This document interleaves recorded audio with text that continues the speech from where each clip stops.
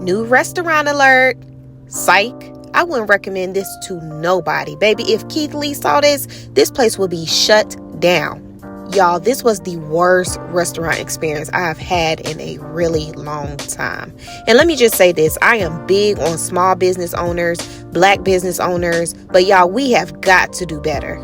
Okay, so boom, we stopped by this restaurant a few days ago. However, there was only one person working, and she basically told us that it was going to take a really long time for our food to come out. We decided to wait a little bit. However, we asked her about how much longer does she think, and basically the way she was describing things, y'all, we were like, okay, you know what?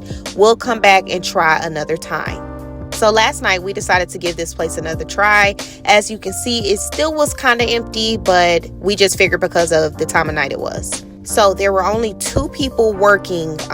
There was the person behind the bar who also greeted us and had us take a seat. And then there was also our waitress. Okay. Now, if you know me, then you know that I am a chicken tender girly, because I just feel like when trying new places, you can't mess those up.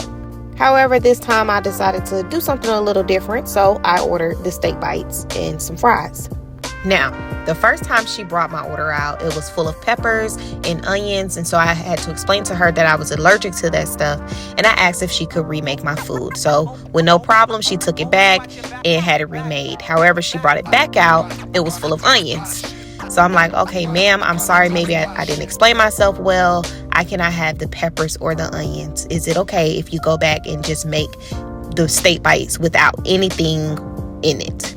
So she reluctantly sent my food back and had it remade. And y'all, when she brought my food back, you could literally smell how burnt it was. And it tastes like straight rubber. Now, I never like to be that girl who go to different places and complain. However, this was beyond me at this point. So we asked her if she could replace the steak bites, which she was willing to do. However, she said that we would still have to pay for them in addition to whatever else we wanted to order. At this point, we asked for a manager. She said a manager wasn't there. We asked for the owner. She said the owner wasn't there. However, we can talk to the gentleman who was behind the bar, who was also our greeter. Oh, baby, he came to the table ready for all the smoke. Okay, so we politely explained to him what was going on in the situation. And he was like, basically, hey, this is what you guys ordered. There's nothing we can do about it.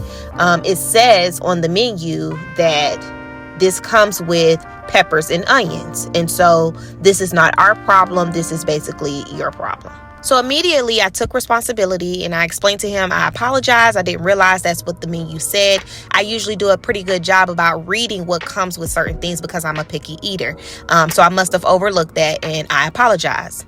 Y'all, while we look back at the menu, and it said nothing about no peppers or onions coming with the steak bites. So we get up and we show him the menu like, sir, this didn't say anything about peppers and onions being in this item.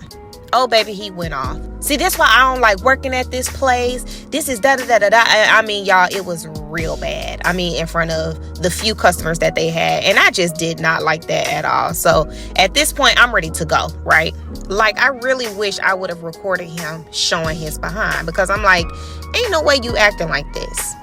Then we wonder why Black businesses or small business owners don't get the support that they deserve because of customer service. We lack that in so many ways.